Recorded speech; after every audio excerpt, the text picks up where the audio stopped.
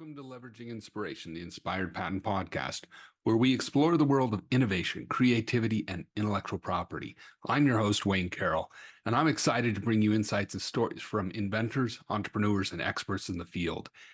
This is a third episode this week where we're talking about the question of, can you purchase competitors' trademark terms as keywords for ads to trigger ads to show up in search engines? Now, before we get started, I want to make it clear that while I'm an attorney, the information I provide on this podcast is for educational and informational purposes only. The information I provide on this podcast is for educational and informational purposes only.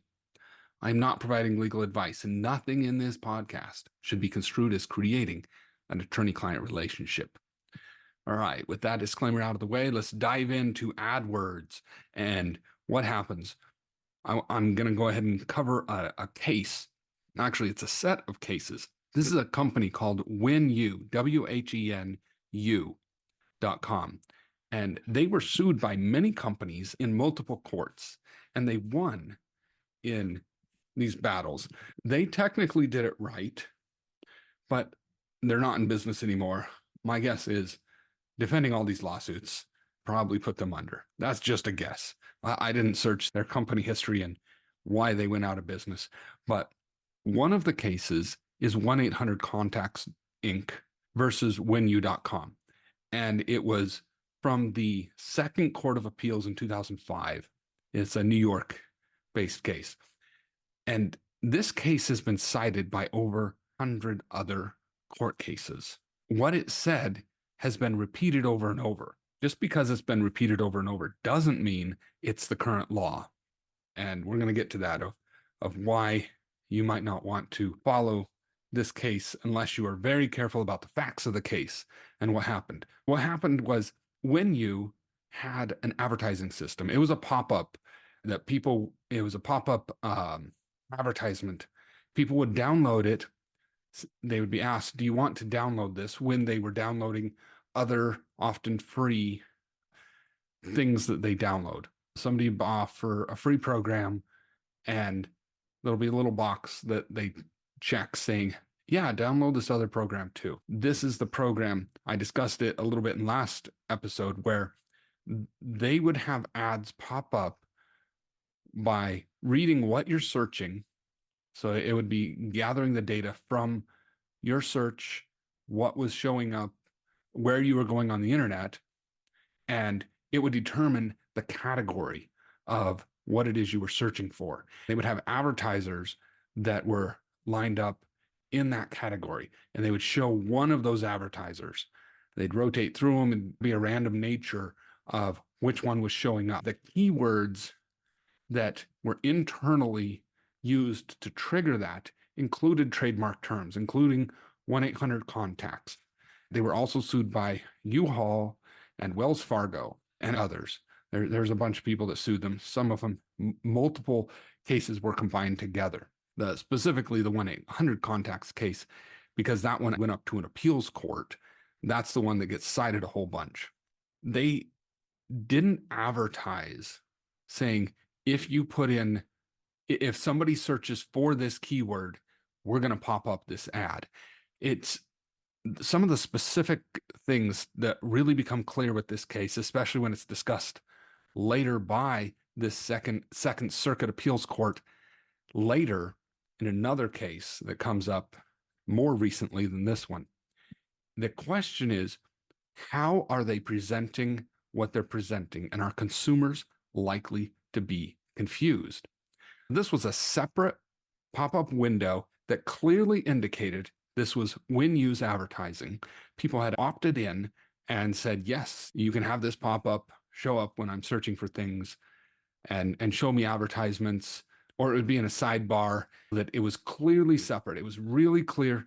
This is an ad over here. This is not your search results. And a lot of these cases, like the other ones we've been talking about, is they were at an early stage in the case when they're trying to make a quick decision. And in this case, the question was preliminary injunction. When you file a lawsuit and you want to stop somebody from doing what they're doing, which is different than just, hey, you owe me money. It's that you are continuously harming me and I need an order for that to be stopped.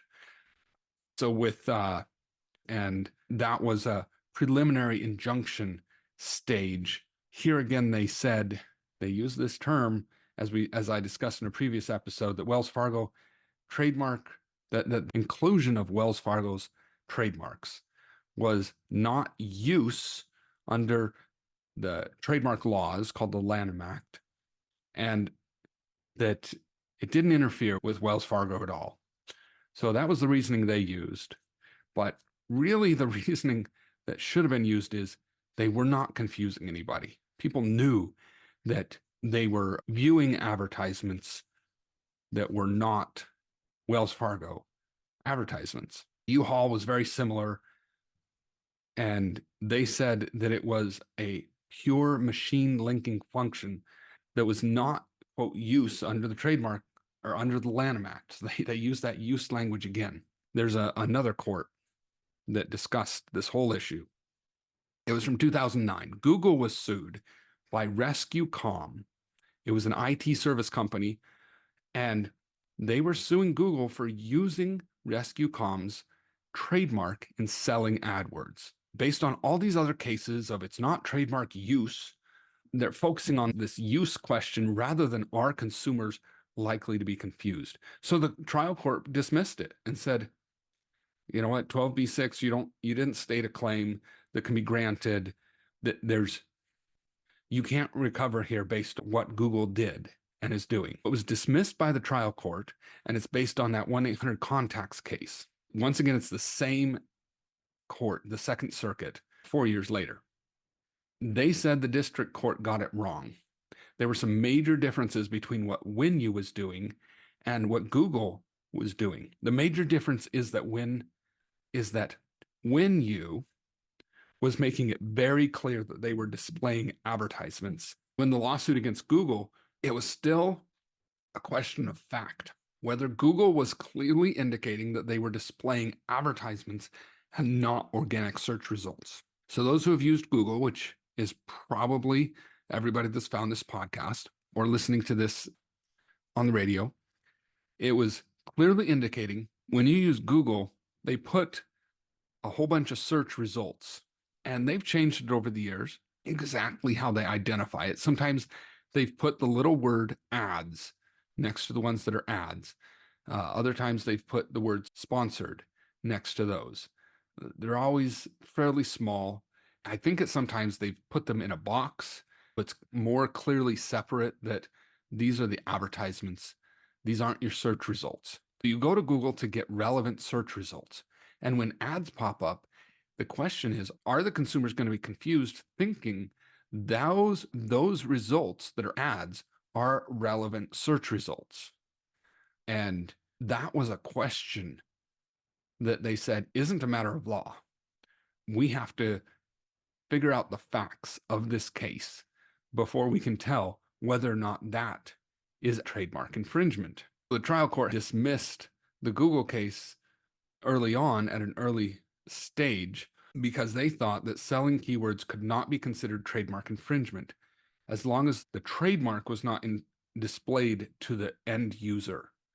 But the appeals court said that it's possible what Google is doing is trademark infringement. Now, compared to the WinU system, they sold categories like a phone book rather than selling specific keywords. Google encourages people to buy trademark terms. They suggest what keywords to use. Sometimes those suggestions include trademark terms. For instance, someone searching for airline tickets is likely to type the words hotels in New York in a search engine, or look for articles about the cheapest room in Manhattan.